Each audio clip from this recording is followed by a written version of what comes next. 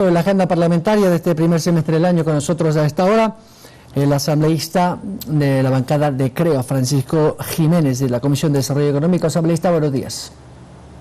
¿Cómo está? Bueno, buenos días, un gusto poder estar y compartir con usted a esta hora.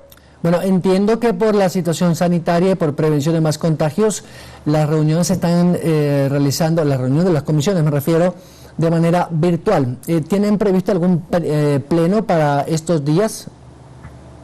Bueno, esta semana no nos olvidemos que pues se incrementaron un poco los contagios ahora en fin de año por todo este tema de las festividades y se tomó la decisión en la Asamblea hace unos días, más bien a inicios de semana, de despachar de manera virtual, por vía telemática, suspender por lo pronto las sesiones presenciales. De hecho, hubo algunos casos dentro de la Asamblea, dentro de los equipos legislativos de personas contagiadas. Yo mismo en mi equipo legislativo tengo a una persona que está contagiada, pero afortunadamente presenta pocos síntomas. Entonces, por precaución, se estableció que esta semana despachemos de forma telemática y virtual y habrá que reevaluar la situación este domingo para ver si es que efectivamente volvemos a la presencialidad la próxima semana o si las medidas toman una semana más, por decirlo así, para poder regresar ya a la absoluta normalidad.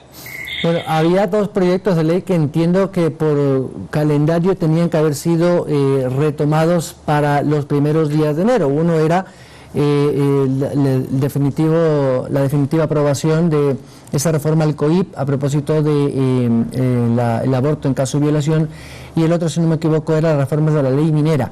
¿Esos podrían quedar postergados para aprobación definitiva del Pleno?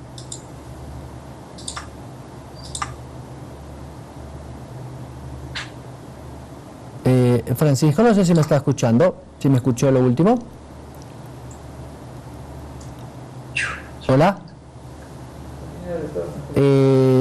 Parece que tenemos problemas con el audio del asambleísta Francisco Jiménez, no sé si me pueden verificar, por favor. Sí, parece que tenemos algún problema con su retorno.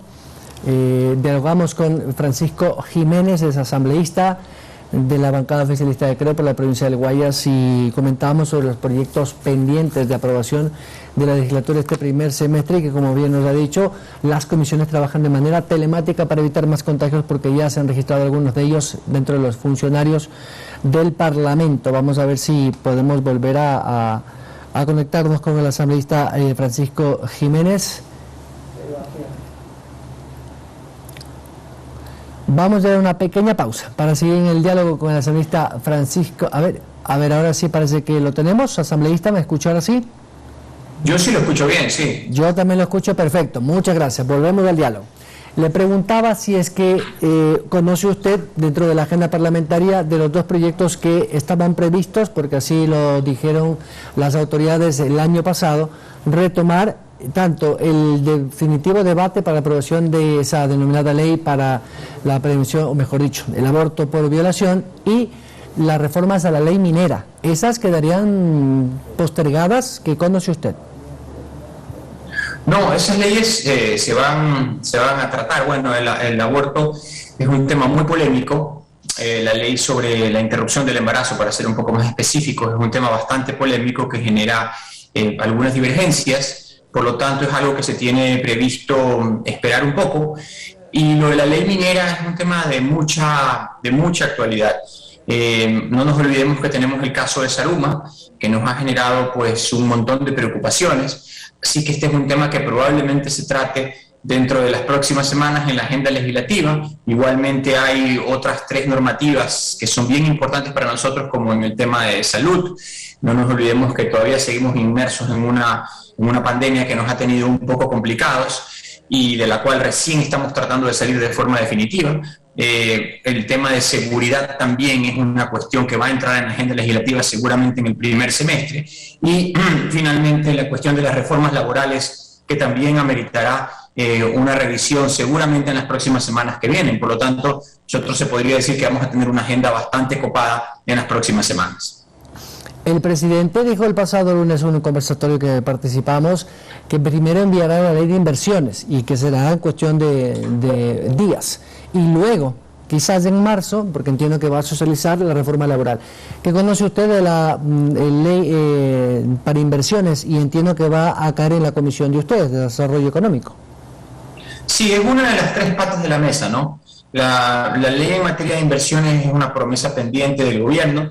No nos olvidemos que salimos de un escenario de negociación bastante complejo, bastante complicadito, que fue el de la negociación de la Ley de Desarrollo Económico, con todo lo que eso supuso en términos de discusión y de gestiones con las diferentes bancadas. Pero de ahí para adelante, una vez superado ese tema, ahora nos quedan los otros dos aspectos que son particularmente importantes. El uno, el que tiene que ver con lo laboral, que ya lo mencioné hace un momento, y el otro que tiene que ver con las inversiones. Como usted bien dice, nosotros esperamos en la Asamblea que en las próximas 3 semanas llegue el tema de la ley de inversiones y que de aquí a los próximos 2 a 3 meses llegue el capítulo concerniente a lo laboral, que seguramente dará mucho que hablar, porque allí tenemos posiciones un poco encontradas, pero está claro que el país no puede seguir por la senda de darle simplemente a 3 de cada 10 personas que están en la población económicamente activa un empleo formal. Eso tiene que cambiar, eso tenemos que volverlo a trabajar. Tenemos un Código del Trabajo de 1938 que ya exige una seria renovación, así que seguramente es una de las grandes discusiones que vamos a tener dentro de este primer trimestre en la Asamblea, pero está claro que antes llegará lo de inversiones para poderlo tratar. Ahora, no habrá votos, porque parece ser que el tema de la reforma laboral, de lo que han dicho las bancadas de oposición, pues como que no están muy de acuerdo, a pesar de que ni siquiera se conoce el texto de la ley, la reforma laboral. ¿Es una estrategia del gobierno socializarla, entre comillas, hasta conseguir los votos? Sí, creo que es algo que aprendimos desde la vez pasada que se envió la ley de creación de oportunidades, pues que no pasó ni siquiera el primer filtro, que era el de la Unidad Técnica Legislativa y el del CAL. Hay temas que son suficientemente polémicos como para no digerirlos muy rápido ni masticarlos muy rápido. Ese ciertamente es la cuestión laboral.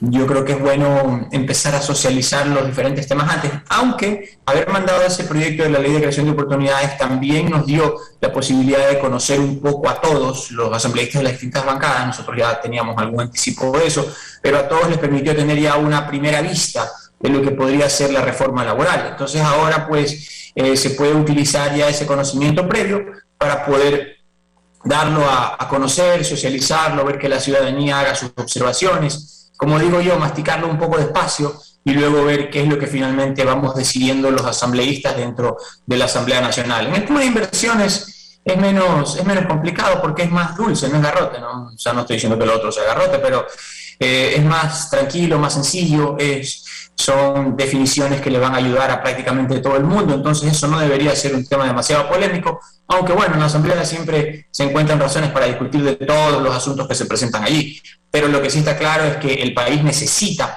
estas dos normas, estos dos cuerpos legislativos, y tenemos que impulsarlos, tanto lo que tiene que ver con inversiones como lo que tiene que ver con lo laboral. Es algo que seguramente estaremos abocados en los primeros 3 meses de actividad ahora de la Asamblea.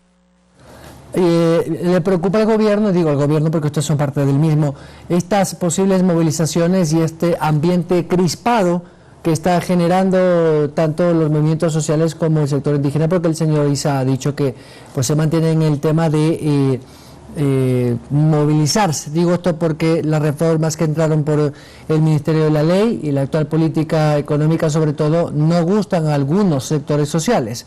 ¿Cree usted que desde la Asamblea se podría suavizar un poco el tema? Digo, teniendo en cuenta que Pachakutik sigue siendo un bloque que tiene alguna capacidad de diálogo con su propia organización de base, que es la CONAIE.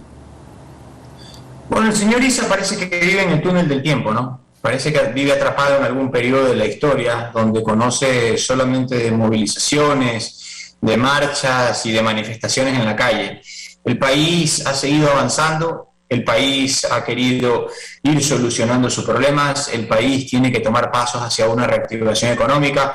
La verdad que no nos quita mucho el sueño, no dejamos de estar atentos a lo que pueda suceder, pero el Ecuador tiene que avanzar. El Ecuador tiene una agenda de reactivación en lo sanitario, en lo que tiene que ver con la seguridad, en lo económico, que no puede esperar. Nosotros, en lo que tiene que ver con el empleo, en lo que tiene que ver con lo laboral, nosotros tenemos que buscar la manera para eso nos eligieron, ¿no? De ir solucionando los problemas que tiene el país. Y bueno, si es que hay personas o dirigentes que están descontentos con eso, lo que esperamos es que expongan con claridad y con razonabilidad, sobre todo, cuáles son sus descontentos para ver de qué manera se los puede resolver.